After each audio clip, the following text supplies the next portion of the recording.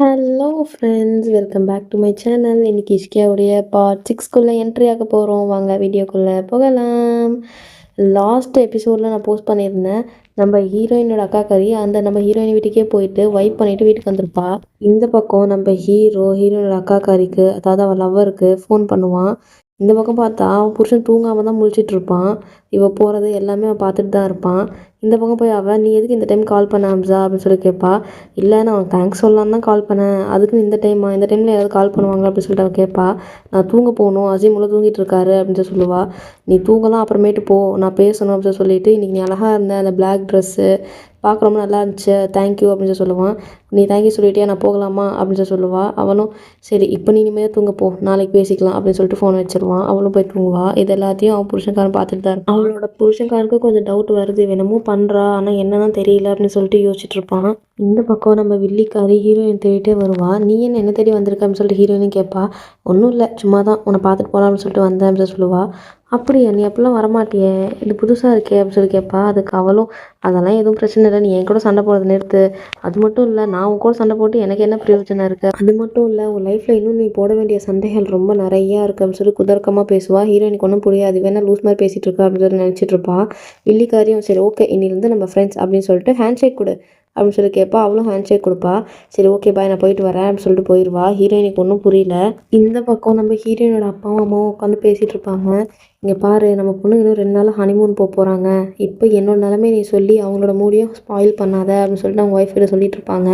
அவங்க ஒய்ஃபும், அதெல்லாம் எனக்கு பிரச்சனை இல்லைங்க, ஆனால் ரூமி அவளுக்கு தெரிஞ்ச அப்படின்னா தான் அவங்க ரொம்ப கோவப்படுவா அப்படின்னு சொல்லி சொல்லுவாங்க. அதுக்கு அவரும், பரவாயில்ல விடு, ஃபஸ்ட்டு அவன் நிம்மதியாக போயிட்டு வரட்டும், அதெல்லாம் நான் பார்த்துக்கலாம், நீ சொல்லாமல் அவளுக்கு தெரியாது, ஸோ நீ சொல்லாமல் இரு அப்படின்னு சொல்லிடுவார். இந்த சீன் அப்படியே அந்த பக்கம் முடிக்கிறாங்க. நம்ம ஹீரோயினோட அக்காக்காரி இருக்கால, அவன் நல்லா நிம்மதியாக படுத்து தூங்கிட்டு இருப்பான். ஆனால் அவனோட புருஷன் தூங்காமல் யோசிச்சுட்டு இருப்பான்.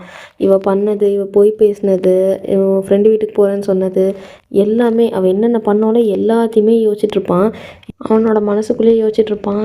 இப்போ எனக்கு இந்த ப்ரெசென்ட்டையும் ஃப்யூச்சரும், அதாவது இப்போ நடக்கிறதும் இதுக்கு மேலே நடக்க போகிறதும் எனக்கு ரொம்ப இம்பார்ட்டன்ட்டு. நான் போய் உங்ககிட்ட கேட்டேன், உன் பாஸ்ட்டில் ஏதாவது இருக்கா அப்படின்னு சொல்லிட்டு.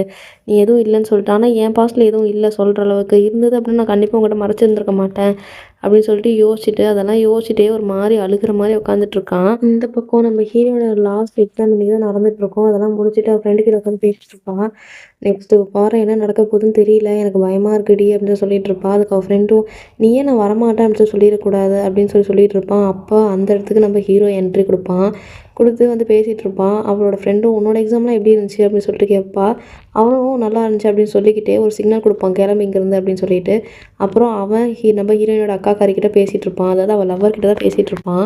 நம்ம ஹீரோவும், உன்னோட எக்ஸாம் எல்லாம் இன்றைக்கி முடிஞ்சிருக்கலாம், ஆனால் உன்னோட வாழ்க்கையோட எக்ஸாம் இன்றைக்கி தான் ஸ்டார்ட் ஆகுதுனால ஞாபகம் வச்சுக்கோ அப்படின்னு சொல்லிட்டு இருப்பான். இவனை பார்த்துட்டு முறைச்சிட்டு நம்ம ஹீரோனோட அக்காக்காரையும் கிளம்பி போயிடுவா. இந்த பக்கம் நம்ம அக்காக்காரையும் அவன் புருஷனும் ரெடி ஆகிட்டு இருப்பாங்க. எங்கே, அந்த ஹனிமூன் ட்ரிப்புக்கு தான். ட்ரெஸ் எல்லாத்தையும் எடுத்து வச்சுட்டு இருப்பா. அப்போது அவனோட புருஷனும், உனக்கு எதாவது வேணா சொல்லி நான் போய் வாங்கிட்டு வந்துடுறேன் அப்படின்னு சொல்லுவான். இவனும், எனக்கு எதுவும் தேவையில்லை, என்கிட்ட எல்லாமே இருக்குது அப்படின்னு சொல்லிடுவான். அந்த டைமில் நம்ம அக்காக்காரிக்கும் ஃபோன் வரும். அதை பார்த்துட்டு அக்காக்காரி புருஷனும், உனக்கு நிறைய டைம் கிரண் ஃபோன் பண்ணிக்கிட்டே இருக்கால்ல அப்படின்னு சொல்லுவான். அவளும் என்ன சொல்கிறதுன்னு தெரியாமல் யோசிச்சு நின்றுட்டு, ஆமாம், நாங்கள் வந்துட்டு ஸ்கூல்லேருந்தே ஃப்ரெண்ட்ஸு, காலேஜ் வரையிலும், அதனால நான் அவன் கூட மட்டும் தான் ரொம்ப க்ளோஸாக இருப்பேன் அப்படின்னு சொல்லுவாள். அவனும், ஓ அப்படியா, சரி ஓகே அப்படின்னு சொல்லுவான். இவனும், உங்களோட துணி ஏதாவது இருந்தால் கொடுங்க, நான் எல்லாத்தையும் பேக் பண்ணி வச்சிட்றேன் இப்போவே அப்படின்னு சொல்லுவாள். அதுக்கு அவனும் சரி அப்படின்னு சொல்லுவான். இந்த பக்கம் நம்ம ஹீரோயினை காட்டுறாங்க. அவள் எல்லாத்தையும் பேக் பண்ணிகிட்ருப்பா. ரொம்ப நிறைய ட்ரெஸ் பேக் பண்ணிகிட்ருப்பா. அதை நம்ம ஹீரோ பார்த்துட்டு, நீ என்ன இவ்வளோ ட்ரெஸ் பேக் பண்ணுற, நம்ம ஒரு வாரத்துக்கு தானே போகிறோம் அப்படின்னு சொல்லுவான். இந்த பக்கம் நம்ம ஹீரோயினையும், ஆமாம் நம்ம புது இடத்துக்குலாம் போவோம்ல, நம்ம என்ன இங்கே அங்கே என்ன போகிறோம், நம்ம ஹனிமூன் போகிறோம், அப்போ புது ட்ரெஸ்லாம் போடணும்ல, அதனால தான் இவ்வளோ ட்ரெஸ் எடுத்து வச்சுட்டு இருக்கேன் அப்படின்னு சொல்லுவா.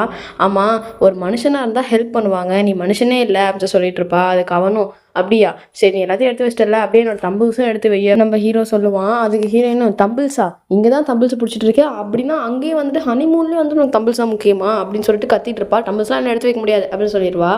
சரி ஓகே, எனக்கு வந்து பேக் பண்ணுறது கொஞ்சம் ஹெல்ப் பண்ணி இதை மூடுறதுக்கு அப்படின்னு சொல்லுவா. நீயே பண்ணிக்கோ அப்படின்றான் அவன். முறைச்சிக்கிட்டு அவளே பண்ணுவா. இந்த பக்கம் நம்ம ஹீரோயினையும் அவரோட அக்காக்காரியும் அவங்க அப்பா கிட்ட தான் உட்காந்து பேசிட்டு இருப்பாங்க. நம்ம ஹீரோயின் ஜாலியாக தான் உட்காந்து பேசிட்டு இருப்பா. இருந்தாலும் நம்ம ஹீரோயின் அக்காக்காரி தான் ஒரே பயம், இன்னும் அவங்க போய் என்னென்ன பண்ண போறான்னு தெரியலையே அப்படின்னு சொல்லிட்டு.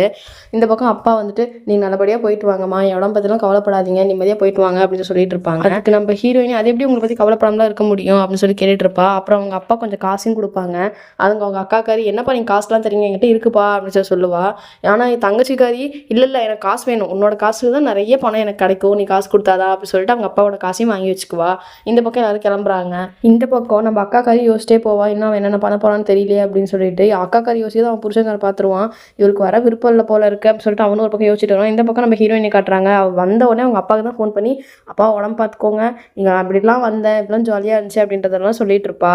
இந்த பக்கம் நம்ம அக்காக்காரியை காட்டுறாங்க. அவன் அமைதியாக சைலண்டாக நின்றுட்டே தான் இருப்பா. அந்த இடத்துக்கு நம்ம ஹீரோ வரான். ஹீரோ வந்துட்டு, நான் தான் உங்களுக்குலாம் கூட்டிகிட்டு வந்திருக்கேன், அதனால உங்களுக்கு என்ன தேவை இருந்தாலும் என்கிட்ட நீங்கள் கேளுங்க, இப்போ நான் வெயிட்டராக மாறிட்டேன் அப்படின்னு. அதுக்கு நம்ம அக்காக்காரோட புருஷனும், அது என்ன நீ இப்படிலாம் சொல்கிறீங்க, நான் ஆல்ரெடி கண்டிஷன் பண்ண ஞாபகம் இருக்குல்ல, இங்கே வரலும் தான், இதுக்கு மேலே நடக்க போகிற செலவு எல்லாத்தையும் நான் தான் பார்த்துக்குவேன் அப்படின்னு சொல்லுவான்.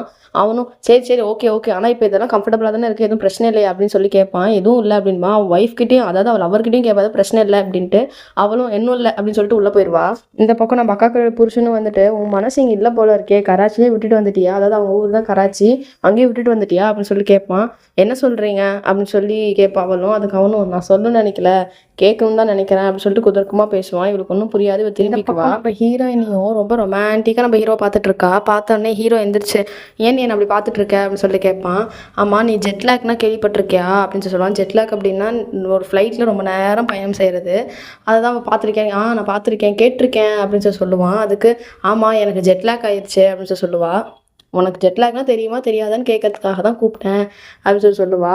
இவனடா லூஸா அப்படின்னு சொல்லிட்டு இந்த டைமில் உட்காந்து என்னமோ யோசிச்சுட்டு இருக்காளே அப்படின்னு சொல்லிட்டு ஹீரோன்னு நினச்சிட்டு, சரி ஓகே இப்போ என்ன பண்ணுற அப்படின்னு சொல்லி கேட்பான். அதுக்கு அவளும், ஒன்றும் இல்லை நீ தூங்க போ, தூங்குன்னு சொல்கிறல தூங்க அப்படின்பா.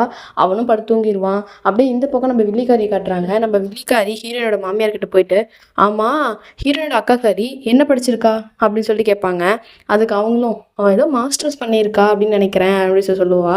அதுக்குமேட்டு சரி ஓகே எந்த யூனிவர்சிட்டியில் பண்ணா அப்படின்னு சொல்லிட்டு கேட்பா. அதாவது எந்த காலேஜில் படித்தா அப்படின்னு சொல்லி கேட்பா. அதுக்கு அவங்க அந்த ஹீரோயினோட மாமியாரும், அது என்னன்னு தெரியணுமா எனக்கு, அதை பற்றிலாம் எனக்கு தெரியாது அப்படின்னு சொல்லிடுவாங்க. இதை எப்படியாவது கண்டுபிடிக்கணும் அப்படின்னு சொல்லிட்டு வில்லி யோசிக்கிறா.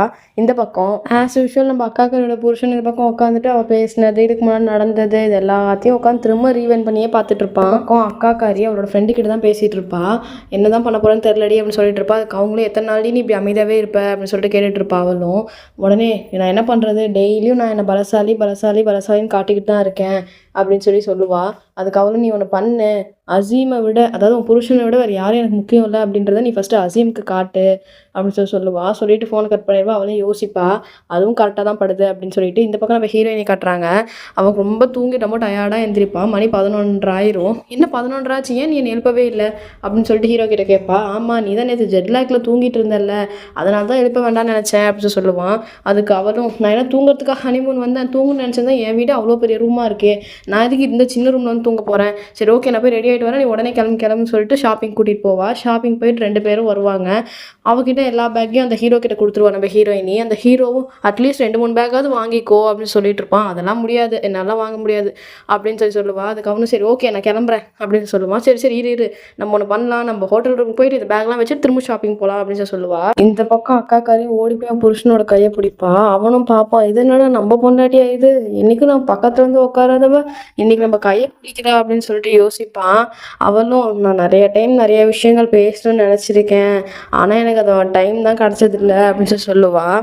அதுக்கு அவனும், என் கூட ஒருத்தங்க இருக்கணும் அப்படின்னு நினச்சாங்கன்னா யாரோட அழுத்தத்துலேயும் அதை யாரோட ப்ரெஷரும் பண்ணி என் கூட இருக்கணும்னு அவசியம் இல்லை, அவங்க விரும்பி இருந்தால் போதும் அப்படின்னு சொல்லுவான். அதுக்கு அவளும், யாரோட ப்ரெஷர்லாவது இருந்திருந்தேன் அப்படின்னா அவங்களோட கையை நான் வந்து பிடிச்சிருக்க மாட்டேன், எனக்கு உங்களை பிடிக்கும் அப்படின்ற மாதிரி தான் சொல்கிறா. அதுக்கு அவனும் சரி ஓகே அப்படின்னு சொல்லிட்டு அந்த கையவும் பார்க்குறான். அவளும் பிடிச்சிட்டு, இங்கே பாருங்கள், நீங்கள் எந்த அளவுக்கு என் கையை இந்த அளவுக்கு கெட்டியாக பிடிச்சிருக்கீங்களோ, இதை வந்துட்டு நீங்கள் என்றைக்குமே நான் இந்த கையை விட்டுறக்கூடாது அப்படின்னு சொல்லுவாள்.